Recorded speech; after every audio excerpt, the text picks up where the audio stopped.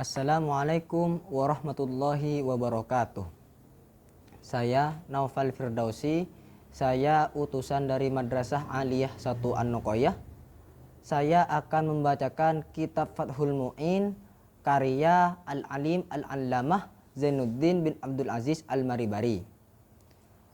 Bismillahirrahmanirrahim. Qala al-musannifu rahimahullahu ta'ala wa nafa'ana bihi wa bi'ulumihi wa madna bi asrarihi wa a'adda alaina min barakatihi fid dharaini amin. Wa biqauli, dan keluar dengan perkataanku, ghaniyah anhu, rupanya lafadz ghaniyah anhu, ma apa sesuatu, la yastauni yang butuh apa air, anhu kepada ma, kama seperti sesuatu, fi maqarrihi yang tetap apa ma di tempat menetapnya air, wa mamarrihi dan di tempat mengalirnya air. Min nahwitinin seraya tetap apa ma nyatanya dari seumpama lumpur, wa tuhlabin dan lumut, mufattatin yang tercerai-berai, wa kibritin dan belerang, wa kattaghayyuri dan seperti air yang berubah, bitulil muksih sebab lamanya diam, au bi auraqin atau sebab daun-daun, mutanathiratin yang jatuh, binafsiha dengan sendirinya daun, wa intafattata dan sekalipun tercerai-berai apa auraq, wa ba'udad dan jauh, asyajaratuh apa pohon, anil ma'ih dari air, au binajasin atau sebab benda yang najis, wa inqallah dan sekalipun sedikit, at-taghayyuruh apa perubahan, walau kanah dan sekalipun ada, al-ma'uh apa air, kathiron adalah banyak, au aikullataini artinya rupanya dua kulah, au aksaroh atau lebih banyak, fi surutayit taghayyuri di dalam dua contoh air yang berubah, bitohiri sebab benda yang suci, wan najasi dan benda yang najis. Jadi makro yang telah saya bacakan tadi itu menjelaskan dikecualikan dari perkataan musannif yang berupa lafadz ghaniyah anhu, yaitu sesuatu yang tidak dapat bisa dihindari oleh air. Artinya air butuh terhadap sesuatu tersebut. Seperti apa? Seperti benda yang ada di tempat menetapnya air dan yang ada di tempat mengalirnya air. Seperti lumpur, lumut yang tercerai-berai, dan seperti belerang. Jadi air yang berubah sebab ketika benda tersebut itu tetap dikatakan air mutlak yang bisa dijadikan alat berwudu, karena air tidak dapat menghindarinya, karena ketiganya tersebut terkadang ada di tempat menetapnya air dan terkadang ada di tempat mengalirnya air. Juga termasuk benda yang ada di tempat menetapnya air itu sebagaimana yang dijelaskan di dalam kitab I'anatut Thalibin, syarahnya hasyahnya kitab Qurratul Ain Fathul Mu'in, itu ialah contohnya kapur. Kapur di sini juga dikatakan air yang membutuhkan kepada benda tersebut. Artinya benda tersebut tidak bisa dihindari oleh air, itu adalah kapur sebagaimana penjelasan dalam kitab I'anatut Thalibin.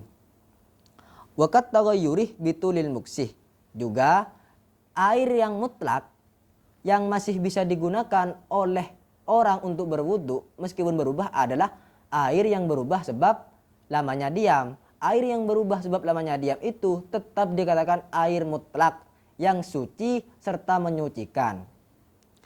Au bi auraqin mutanathiratin binafsiha wa intafattatah wa ba'udat asyajaratuh anil ma'ih. Juga air yang berubah sebab daun-daun yang jatuh dengan sendirinya dan menyebabkan air tersebut menjadi berubah, itu tetap dihukumi suci menyucikan, dalam artian tetap dikatakan air mutlak yang dapat dijadikan alat berwudu, dengan syarat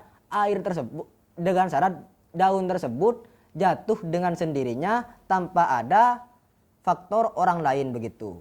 Juga pohon dari daun-daun tersebut disyaratkan harus jauh, artinya tumbuhnya pohon itu jauh dari air. Au binajisin wa in qallat taghayyuruh, serta di sini air dikatakan suci tapi tidak menyucikan itu tadi air yang berubah sebab sesuatu benda yang suci. Sekarang air yang berubah sebab benda yang najis. Air yang berubah sebab benda yang najis itu tidak menyucikan. Sekalipun perubahannya itu hanya sedikit. Walau kanal ma'uh kathiron ay kullataini au aktsaroh fi surati taghayyuri bit-tahiri wan najasih. Air yang banyak dalam artian sampai 2 kullah atau lebih itu tidak menyucikan, baik sebab bercampur dengan benda yang suci atau sebab dijatuhi oleh benda yang najis, dengan syarat perubahannya itu perubahan yang banyak. Jadi air yang banyak yang dijatuhi oleh benda yang suci itu dihukumi tidak menyucikan jika perubahannya itu banyak. Demikian pula air yang dijatuhi oleh benda yang najis, begitu. Selanjutnya kami akan mengi'rab sebagian lafadz yang kami kira penting. Yang pertama lafadz ma. Ma di sini adalah kalimat isim mausul, yang mana isim mausul itu salah satu isim yang mabni. Mengapa isim mausul mabni? Karena isim mausul menyerupai terhadap kalimat huruf dalam butuhnya kepada sambungan. Sebagaimana kaidah di dalam alfiyah, kasyabahil wad'i fi isma jitana wal ma'nawi fi mata wa fi huna wa kaniyabatin anil fi'li bila ta'atsuri wa kaftiqorin usila. Jadi karena isim mausul di sini mabni, maka ia tidak memiliki i'rab, namun ia memiliki mahal. Mahalnya ma di sini adalah mahal rofa karena menjadi fa'il dari khorojah yang dibuang. Juga ma di sini adalah isim mausul yang mushtarok, bisa muannas, bisa mudzakkar, bisa mufrad, bisa tasniyah ataupun jamak. Dan setiap isim mausul itu butuh kepada silah dan aid. Apa itu silah? Silah adalah jumlah atau syibhul jumlah yang jatuh sesudah isim mausul. Aid adalah dhamir yang kembali kepada isim mausul itu sendiri. Silahnya ma di sini adalah jumlah la yastaghni dan fa'ilnya. Sedangkan aidnya ma adalah dhamir hu yang kembali kepada ma. Sebagaimana kaidah yang ada di dalam Alfiyah Ibnu Malik, wa man wa ma wa al tusawi ma dzukir wa hakadha dzu inda tayyin suhir wa kulluha yalzam ba'dahu zilah ala dhamirin laikin mustamilah wa jumlatun aw shibhu alladhi usil bihi kaman indib ladinuhu kufil. Yang selanjutnya adalah lafadz bitulil muksih dan lafadz bi awrakin mutanasiratin.